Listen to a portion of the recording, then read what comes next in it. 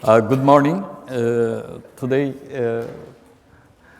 I will talk about cosmic evolution, and we are living really in exciting times, especially in the last 18 years. There have been 4 very great discoveries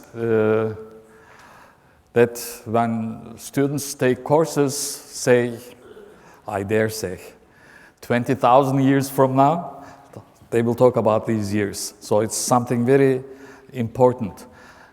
And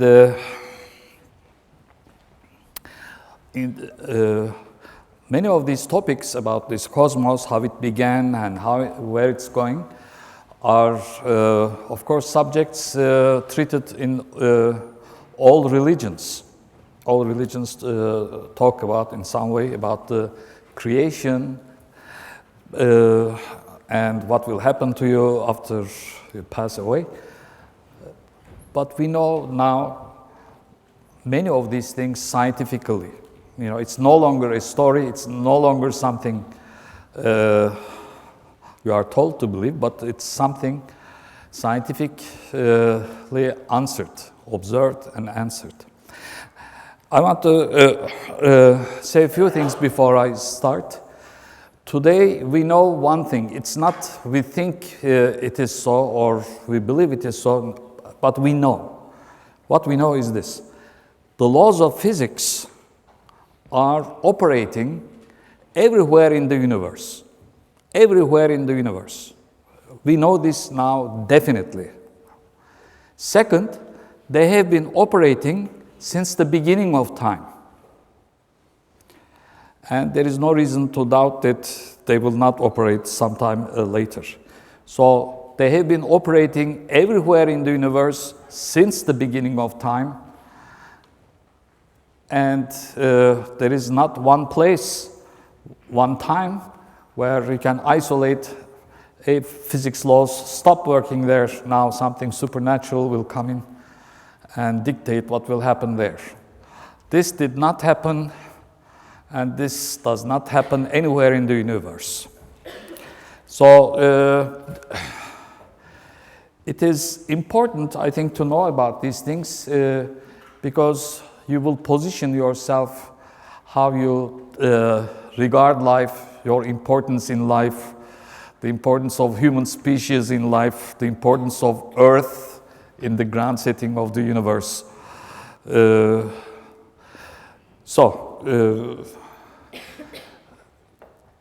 One more thing I would like to say, repeating the words of Professor Weinberg. In these endeavors, we try to find answers without invoking supernatural forces and explanations. If you invoke supernatural interference, you can explain anything, and you cannot verify anything. Okay, so it's just. So we are strictly doing science and not trying to prove or disprove any preconceived philosophical inclination. All right. You have done some of these things before, so I will just go over these things very quickly. I choose some arbitrary time to start with, and that's Aristotle's time, 350 BC. So they think that sun and planets go about Earth in circles, and Earth is the center of everything, and these are heavenly, perfect bodies, and beyond the heavenly bodies lie the realms of the gods and spirits. By the way, do not think that people like Aristo and company were led to this idea just following their beliefs. They knew that if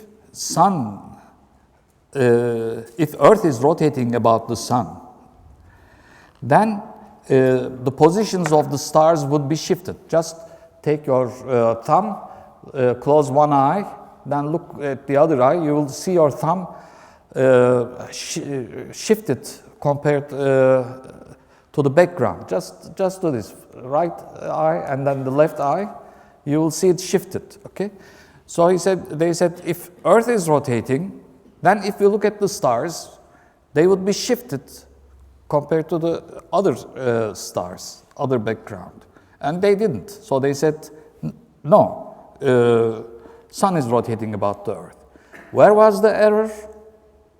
The error was that the stars are so far away and the angle is so small, and if your instrument is your eye, you can't detect that small shift. Okay. Now, remember, it's the time when they don't have telescopes, just naked eye. Then came Ptolemy, and then Ptolemy made these, there were some discrepancies in the motions of the planets. So he devised a method of epicycles. So the planet is moving on a circle. The center of the circle is moving like this, and then there is another circle. So it's moving on that. It's called, this one is epicycle, the other one is called different. It is rather complicated. How they did it, it's amazing, but they did it. And it was not bad. They could predict when such a planet would be where.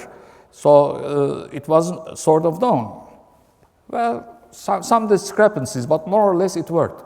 It worked for 1,500 years. It is the longest physical theory that survived, really. And then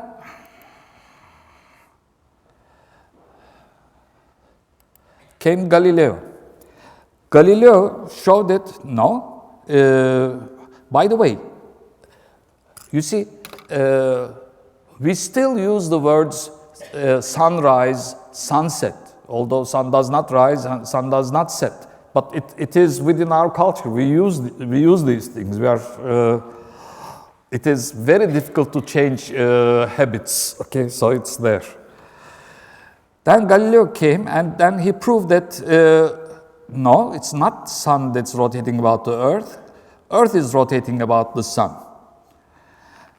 Now Galileo was smart, but there were equally smart people before him. How come Galileo found out about this?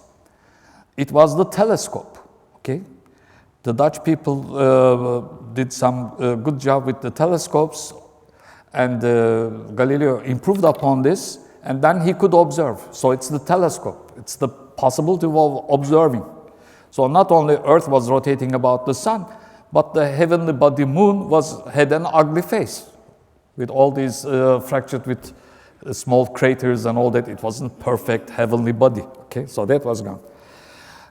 This Galileo is important because the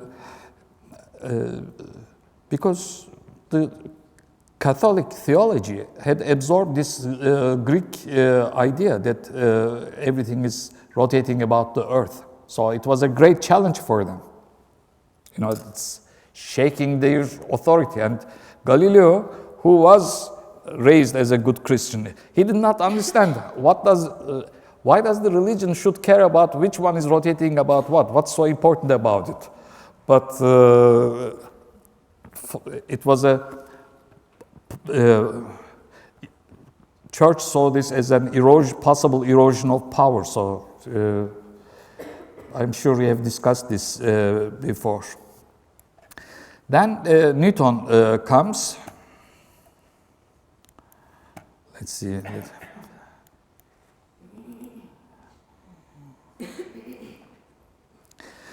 So he said, there is a force between the sun and the earth. That's why Earth is rotating about the sun. They attract each other, and he gave a formula for the gravitation, and he calculated the orbit, etc. So he said there's this gravitational force. And he asked two important questions.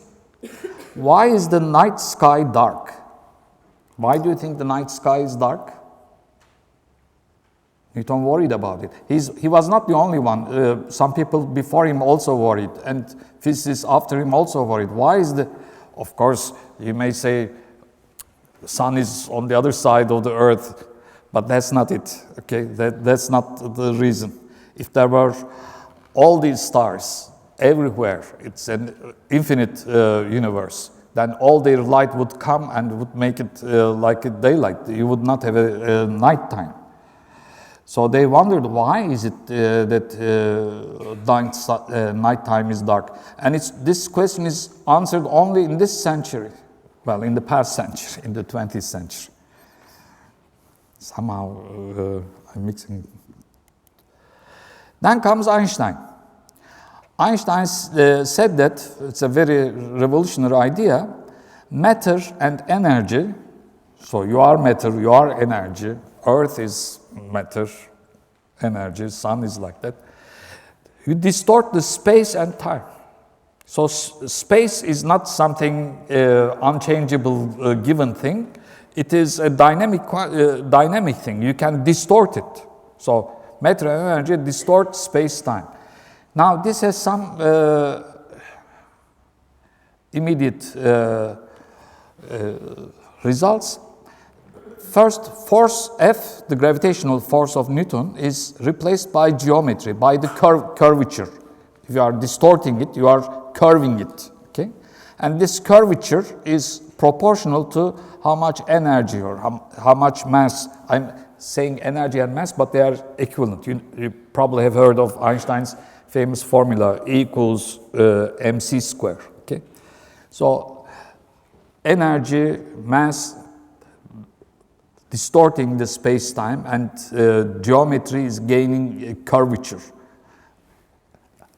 All these things are in 3 dimensions, hard to visualize, but in 2 dimensions you can visualize easily, flat as a paper or curved like a basketball ball, okay?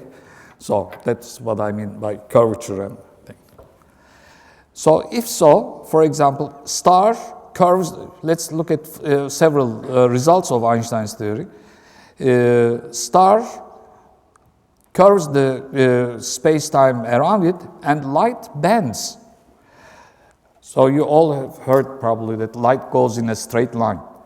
In fact, the straight line for the light near the star is just this curved thing. The light does not think it's bending. It thinks it's going straight, but it's a bent thing. The other one is that the clock rates change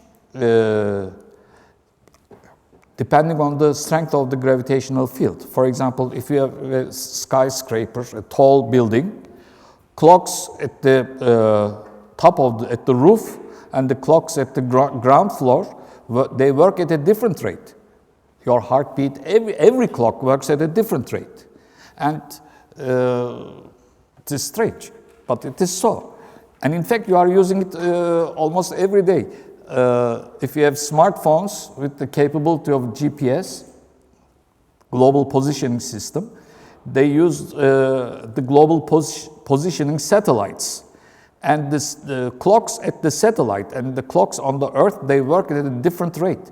So you must have this thing corrected. So when you read your, where am I, you look at things, those corrections have been made, okay, automatically. All right.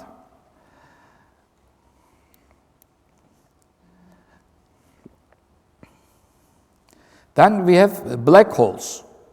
So these are regions of space where nothing comes out. Even light cannot come out. And we have 2 types of black holes. First, in the centers of the galaxies, these are massive. Our Milky Way has a black hole of 4 million sun masses, and the record is newly found 21.5 billion sun masses. Can you imagine? 21.5 billion sun masses. Or big stars, very big stars, like 20, 30 times the size of the massive as sun. They die and the remains collapse to black hole. And you probably heard just a couple of weeks ago that the LIGO, the result of the LIGO experiment, gravitational waves have been observed. The gravitational waves that have been predicted by Einstein's theory have been observed. So several Nobel Prizes are coming there. Okay.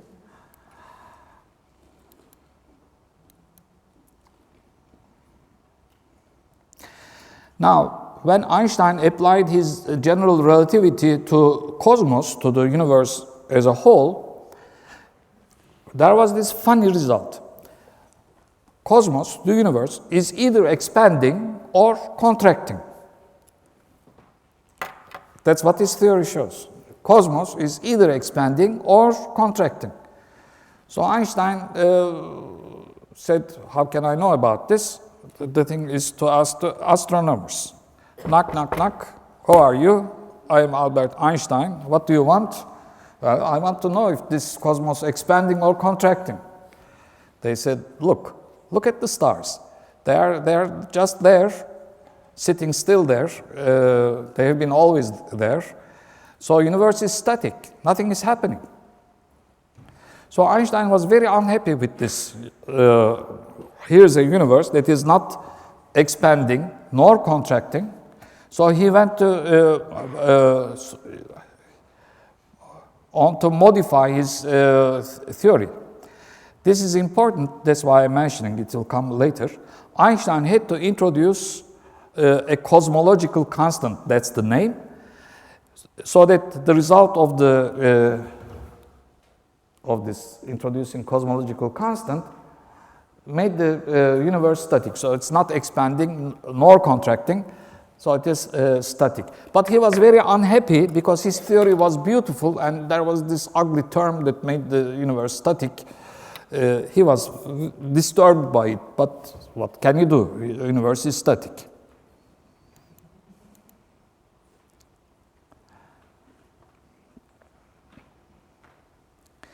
Then the important year comes.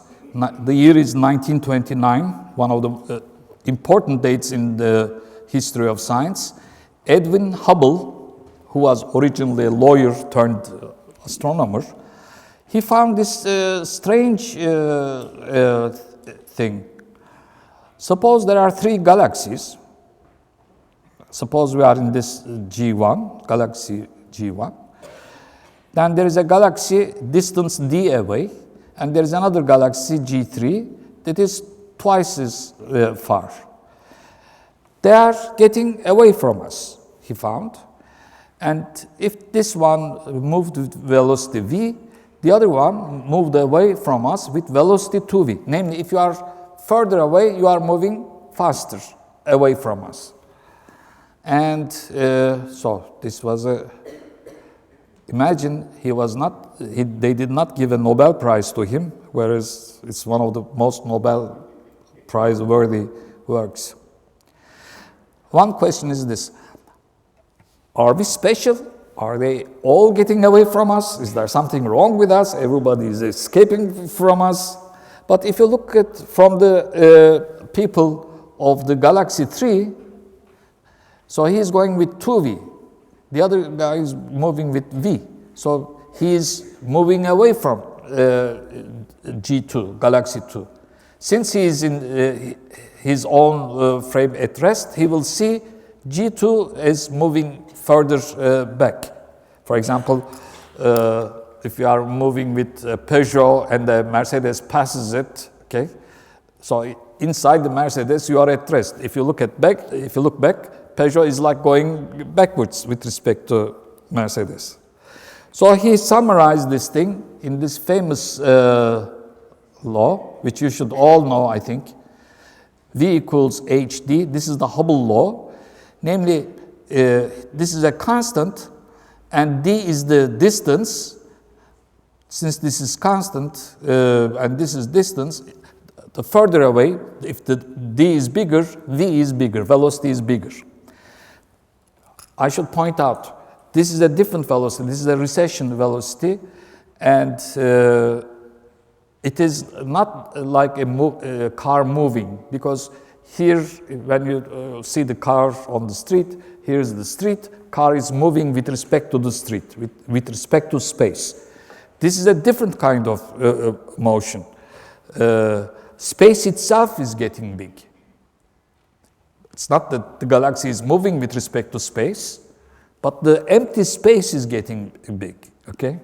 So empty space is getting bigger.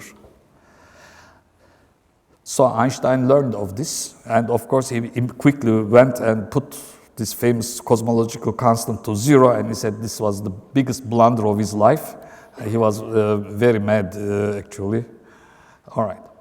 Now there's an interesting thing. If you look at reasonably, you don't have to look at the other side of the universe. Well, that's a way of talking very far into the universe.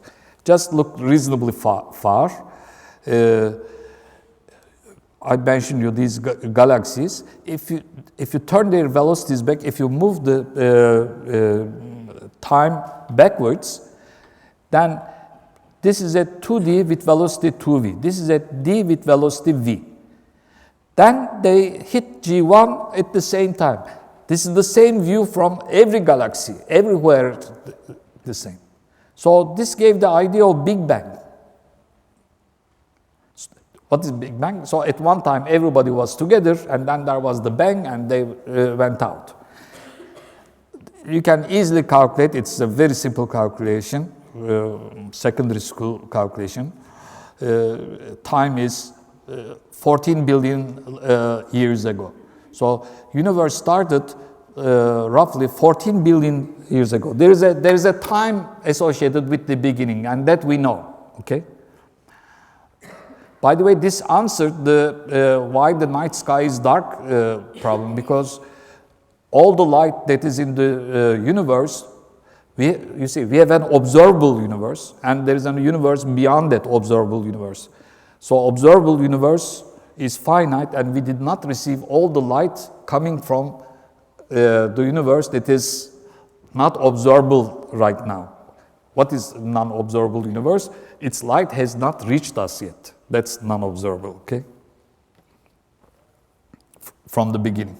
All right. So late 1940s,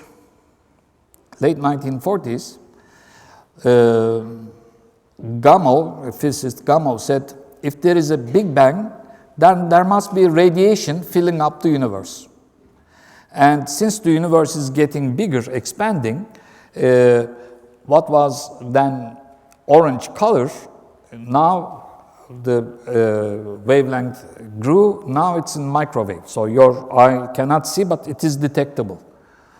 This radiation has a famous name that you should all know. Cosmic microwave background radiation. So Gamow and his students published this paper, but it was, detection possibilities were not there yet. So this paper was largely almost forgotten. This is another paper and people that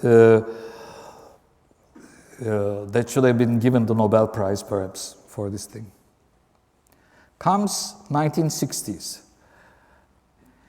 Cosmic microwave background radiation is accidentally discovered. Those people who discovered it, they were working on a completely different problem. They were working at the Bell Labs in the States. That was the time of the first satellites, and they were trying to set up a communication satellite system in space, and they were wondering if there were sources of noise in the universe that would bother the communication. So they were out to find out the possible noises, where does the noise come from, etc. What did they find? There is this noise coming from everywhere in the universe. So first they didn't think it was coming from everywhere in the universe. They thought perhaps it's the New York radio transmitters. So that was eliminated. Perhaps pigeons are all over the antenna. Perhaps it's that. So day and night they were cleaning the pigeon stuff. That didn't solve the problem. Okay. So by accident, they learned that there was this Big Bang theory, and there was this Gamow paper, and this is the radiation. So they asked people, etc. But suddenly, this thing is there. Okay, Big Bang. This is the greatest proof of the Big Bang. Big Bang is there. So they received their Nobel Prizes very quickly. In a few years, they got their Nobel Prize. But imagine they were not even aware of it. What they saw first was completely uniform radiation, and physicists were much bothered with it because they said, "How can the universe be so uniform? There must be, we are here on Earth. If you go away from Earth, then there is this space, empty space. Then there is the sun. You pass that, then there is empty space again. You go out, there is the galaxy. Go further, there is emptiness till you hit another galaxy. So there are these. We must look, more carefully. They said. All of these things, by the way, are costing hundreds of millions or billions of dollars. Okay. So finally, COBE and then the WMAP satellite and the most recent Planck satellite, they measured this temperature of the radiation. So this is the uniform temperature T0, which now is around 3 degrees, 3 absolute or minus 270 Celsius. And there is a fluctuation. And this fluctuation is very little, 1 part in 100,000, less than that even. Okay. So one part in 100,000 is like this. If you are measuring the distance from here to Izmit, okay, that's about 100 kilometers or 100,000 meters. So plus or that distance, plus or minus 1 meter, or plus or minus 50 centimeters, or plus or minus 20 centimeters. Okay, so it's not easy. It's a very, very delicate measurement. There are a series of Nobel Prizes with that, and furthermore, this thing is, which part of the radiation is is hotter, which one is cooler. It turns out it is randomly distributed, totally randomly distributed. So Earth was special, no longer special. Sun was special. It's not at the center of the galaxy. It's not at a special place in the galaxy, so Sun is not so special. Our galaxy, well, even in 1915s, people thought there was only one galaxy. Now, what's the numbers? Hundreds of billions of galaxies, each one having hundreds of billions of stars. And random distribution. All right. So you are watching here embryonic universe. It's a wonderful picture because I will show you the picture later. You see the universe as it was in the year 400,000. We are now in year 14 billion. But you are watching the universe at... All right. Another work, late 50s, early 60s, etc.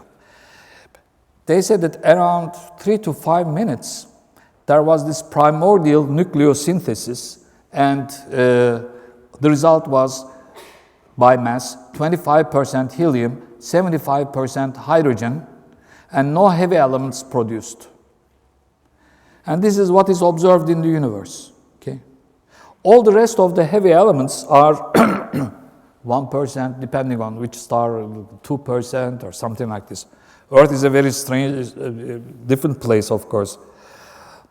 So 75% hydrogen, 25% helium, and nucleosynthesis stops, meaning universe is expanding.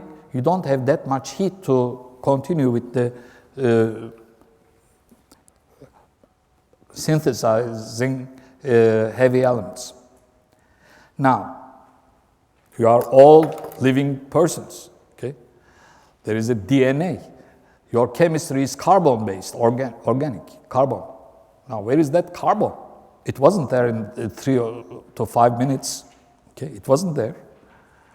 All right. And then you all have bones. It's basically calcium. Well, no calcium then. And you breathe oxygen, no oxygen there. Where did that oxygen come from? All right, let's continue.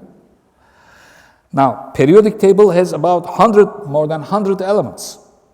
100 elements, okay? And there are other elements. You have the gold. We like to give to our loved ones gold, silver, okay? And then there is this uranium that people always talk about, this nuclear disarmament, the business, okay? And there is the lead. And there are all these elements whose names you can't even pronounce. So what we understand today is that heavier elements were made up to iron within the cores of the stars. So iron is 56, never mind these numbers, but up to iron, not the full periodic table, only up to iron in the interiors of the heavy stars, not the small stars. Sun will not make, Sun, for example, is not such a big star. And depending on the size of the star, you make elements and then you stop.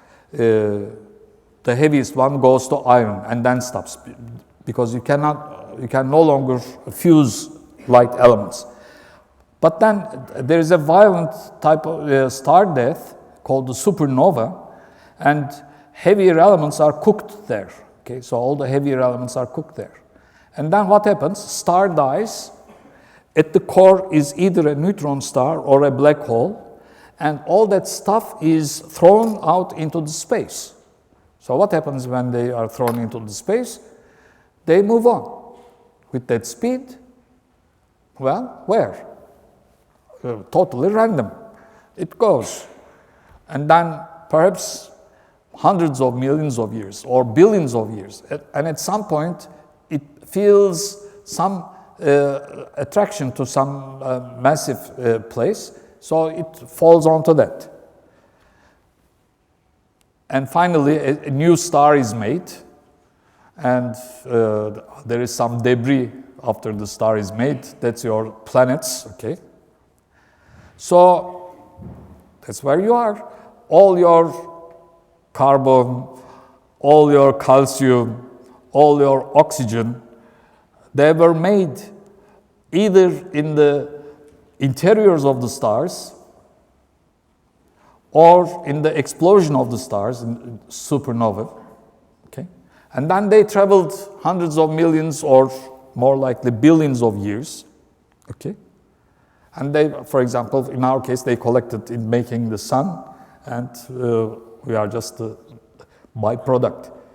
So one astrophysicist, Professor Krauss, mentions, in Christianity, Jesus dies, he is crucified, and humanity is saved in that belief, and then he rises to heavens.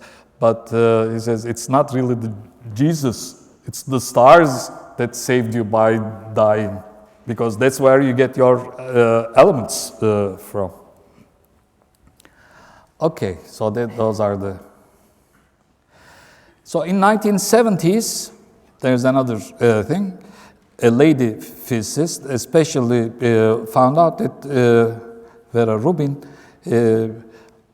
outermost stars in galaxies move very fast. So the galactic mass, the observed mass, is not enough to account for this speed. So the result is that there is dark matter. So our galaxies are buried into hollows of dark matter. So there is this dark matter which we don't understand. And then in 1998, it was found out that, to our great surprise, nobody was expecting, nobody. This is 1998. You were all born probably, right? And one of the people that found this great result gave the lecture here, Professor Filipenko. He narrowly missed the Nobel Prize because it was given to 3 people. He was the 4th, I think, in the line.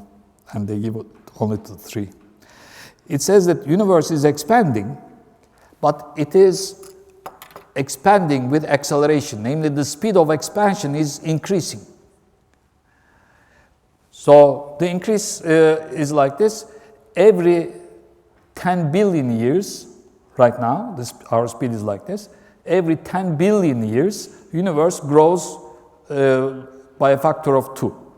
So if you wait 10 billion years, universe will be twice as big. 20 billion years, 2 times 2, 4. Okay?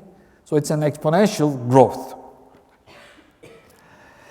Now, this brought the... So, universe is falling out. Universe is, falling is associated with 2 things getting together. For example, fall in love means 2 people sort of coming together. If an apple falls, that means it's coming and hitting the ground. But in this case, it's a funny falling. It's falling out. Okay, it's falling out. So this is associated with the existence of dark energy, pushing universe out. Dark energy is pushing universe out. So Einstein's cosmological constant back in the game now, with a different value, different interpretation, but it gives a constant energy to empty space. Now, sounds like oxymoron. It's an empty space with an energy. What's empty about it? Well, it turns out empty space is something we really don't understand well. So roughly speaking, today 70% of the universe is dark energy, 25% dark matter, only 5% normal matter. Normal matter is you, me, Earth, Sun, things like this. And of this 5%, 4% in the space between galaxies, and only less than 1% in the galaxies themselves. Can you imagine? Only 1%. If somebody comes, if some supernatural force comes, sweeps all these 4 billion galaxies away, nothing will change. It will make only less than 1% change in the universe. Talking about our importance. Now, there is something very exciting and philosophical also very important. In the early 2000s, universe's geometry was found to be flat. What do we mean by that? That's primary school mathematics. If there is a circle and if the circumference is 2 pi r, then you have a flat geometry. Or take a triangle. If you sum the inside angles, that's 180 degrees. Everybody knows this, right? Now the question is, if you make this triangle extremely large, billions of light years this way, billions of light years this way, okay? But anyway, this was measured and this was found to be just like that. Namely, that the universe is flat in 3 dimensions. For example, on Earth, take a triangle, put it on a football field, it's a flat triangle. But if you make the triangle big, big, big, and still stick to the Earth, it will curve, okay? And then the angles will not be 180 degrees. It will be more. So that this is measured says us that it is flat. But the interesting thing is that if the geometry is flat, then the total energy of the universe, can you imagine the total energy of the universe is 0. Is 0. Namely, your universe started with 0 energy. 0 total energy. Namely, you don't need a supernatural being, even at the very beginning, coming and saying, look, here is all your energy, here are all your laws, and I give you a little kick, then let's see what you can do. Okay? Even this did not happen. And there is a very interesting speculation associated with this. If you can create a universe with zero energy, then that means it doesn't cost to create a universe. Perhaps there have been other universes that are already created and functioning, okay? And perhaps infinite in number. And perhaps there will be infinitely many more universes to come. This is speculation, but it cannot be, this multiverse idea that we are sort of led into this. I'm not saying that they exist, but if our universe is not special, if it's not given a special amount of energy to start with, etc., even that beginning is, sort of. So this brings. I should tell you what happened at the beginning. This is inflation. There are certain problems with cosmic microwave background radiation. I will just mention one of them. How come the radiation that comes from this part of the universe is the same as the radiation coming from that part of the universe? They are identical. That means once upon a time they must have interacted. It's like Professor Mark Whittle mentioned, it's like going to an airport. You are going to fly, and everybody wears a red sweater, and everybody is wearing red sweater. Now, that cannot be accident. If 500 people are going to the same plane, they must have agreed to wear that thing. So the way out of it is the theory of inflation. And in the very beginning, every 10 to the minus 37 seconds, namely in no time, universe doubled its size. Universe inflated. That's the bang of the Big Bang. That's the launching mechanism of the Big Bang. That gave the kick to the universe. Okay, that gave the kick, and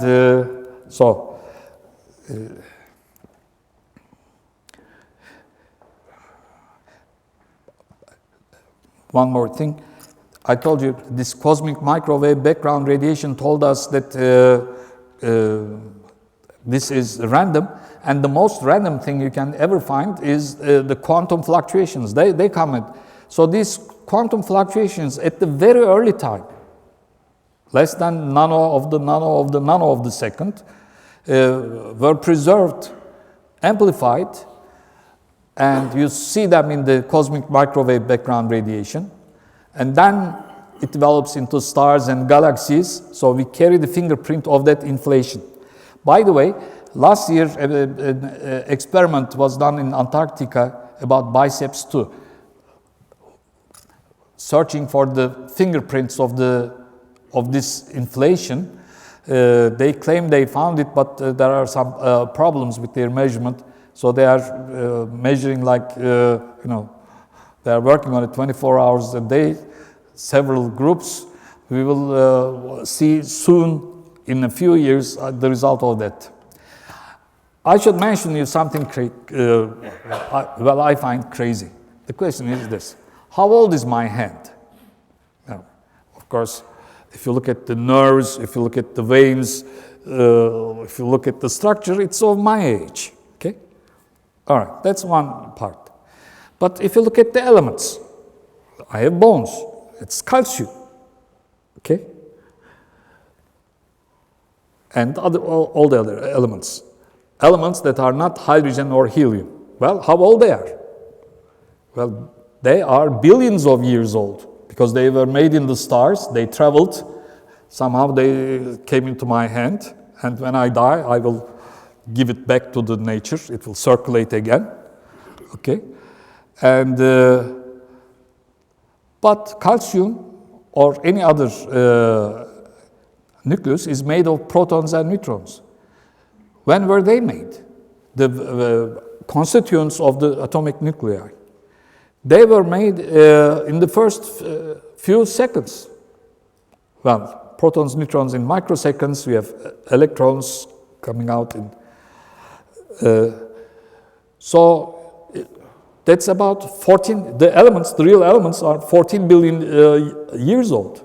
Actually, we are all of the same age, 14 billion years. And our elements came from the stars, and we don't know, perhaps several stars. Which star, you don't know. How many stars, we don't know, okay? All right, so think about that. It's, all right, I'm almost done. So today's picture is that we are here. Of course, we are at the center of our own universe. We are in the middle. Because the universe is big, we see nearby old galaxies and then young galaxies, and this is the rest of the thing. Few things. Universe is on the large scale homogeneous, isotropic, namely, it's the same everywhere. Okay, so if you are, it's like being lost in a forest. It's the same trees every time. You go around, it's the same. Where are you? You cannot find it. Okay, the same thing here. Universe is expanding. You see, if we lived 100 billion years later or 200 billion years later, we would not have the correct view of the universe because we would not see other galaxies. We would not see that other galaxies are moving away from us. We would not be aware of the dark energy, which constitutes so much of the, which is the real component of the universe, energy-wise, today. Today we have about 70%. Tomorrow it will be, when I say tomorrow, you know, billions of years, 80%, 90%. Because it's a fixed amount of energy. As the universe grows, the amount of dark energy grows. All right. And all stars will die, darkness will set in. It will be a lonely, cold universe. So aren't we lucky to find out about these things living in this time of the... And conclusions, since I cannot explain because of the time, there is no way to travel elsewhere. The universe is too big. It takes too much time. Forget about traveling anywhere. We are here. I'm not talking about moon. I'm talking about going to planets of other stars. Blue planet is all we got. We must protect environment and ecology.